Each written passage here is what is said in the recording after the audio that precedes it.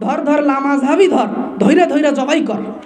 আহলে হাদিস আন্দোলনের কিছু মাহফিল বন্ধ করার চেষ্টা করেছে বেদাতিরা।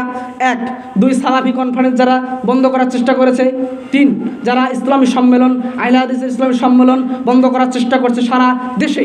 যে সকল যারা আন্দোলন করছে তারা কি স্লোগান দিচ্ছে, যে কি স্লোগানটা যেন, ধর ধর লামাযহাবি ধর, ধৈর্য ধৈর্য জবাই কর, এরকম স্লোগান দিচ্ছে। তাহলে বোঝা গেল তাদের মাযহাব কী জিনিস।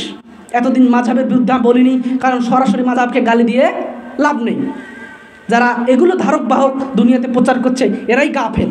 তো বুঝতে পেরেছি তাদের আদর্শ কী। তাদের আদর্শ মানুষকে জবাই করা। এরা মুসলিম নয়, এরা খারেজি।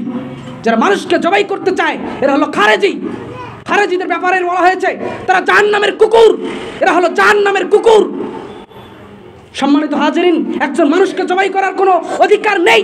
আপনাকে বললাম, যে ব্যক্তি সালাত আদায় করবে তার জানমাল নিরাপদ হয়ে গেল, যে ব্যক্তি সালাত আদায় করলো না তার জানমাল বিরক্ত হয়ে গেল, তার জানমালের কোনো নিরাপত্তা নেই। যে ব্যক্তি দুনিয়াতে সালাত আদায় করবে তার বিরুদ্ধে যুদ্ধ করা, তাকে আঘাত করা হারাম। অথচ তারা বলছে ধর ধর লামাযহাবি ধর, ধৈর্য ধরে জবাই কর। লামাযহাবিরা কি সালাত পারে না? তারা সালাত আদায় পড়ে, অথচ তারা আমাদেরকে ধৈর্য ধরে জবাই করার কথা বলেছে। তার মানে কি, একজন মুমিনকে, একজন সালাতি ব্যক্তিকে তারা কাফের মনে করতেছে এবং তারা তাদেরকে হত্যা করার কথা বলতেছে। অতএব তারা খারেজি, এটা নিঃসন্দেহে তারা খারেজি। আল্লাহ সুবহানাহু ওয়া তাআলা এদের থেকে আমাদেরকে হেফাজত করুন। তারা যতই বিরোধিতা করুক, আমাদের কোরআন এবং হাদিসের আন্দোলন, আমাদের কোরআন এবং হাদিসের যে বিপ্লব, সেটা হবেই হবে ইনশাআল্লাহ। আপনি আমি আমাদের নিজ জায়গা থেকে শুধু কাজ করে যাব ইনশাআল্লাহ। আল্লাহ সুবহানাহু ওয়া তাআলা আমাদের উপরে রয়েছেন। কোরআন এবং সুন্নাতের পক্ষের শক্তি একমাত্র বাংলাদেশে আহলুল হাদিসরা ব্যতীত আর কেউ নেই।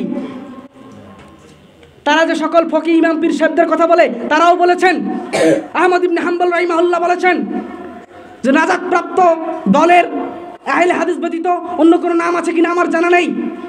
ফেরকায়ে নাজিয়া, যারা নাজাতপ্রাপ্ত মুক্তিপ্রাপ্ত দল, এই দলের বৈশিষ্ট্য হলো এরা কোরআন এবং হাদিসের অনুসরণ করে। বাংলাদেশে কোরআন এবং হাদিসের দাওয়াতের দায়িত্বহীন কণ্ঠে যারা কথা বলে তারাই হলো আহলুল হাদিস। বরফের আব্দুল কাদের জিলানী রাহিমাহুল্লাহ তিনিও বলেছেন যে আহলে সুন্নাহ ওয়াল জামাতের আহলে হাদিস ব্যতীত আমার কোনো আহলে হাদিস ব্যতীত অন্য কোনো নাম আছে কিনা আমার জানা নাই।